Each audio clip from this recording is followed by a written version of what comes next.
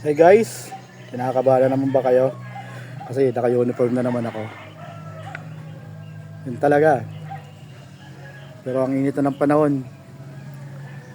Anong magandang gawin kapag ganito kainit ng panahon? Parang masarap magdagat.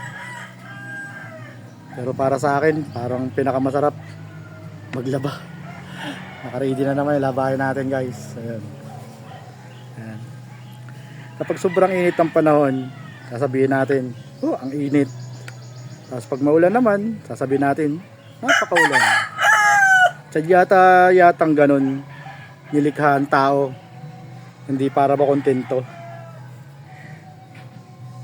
Nilikha ang tao para sa akin, para magreklamo. Pero wala tayong magagawa. Hindi natin kailangan magreklamo pag tayo maglalaba. Obligasyon natin yun eh. Kaya tara guys, laban na lang tayo.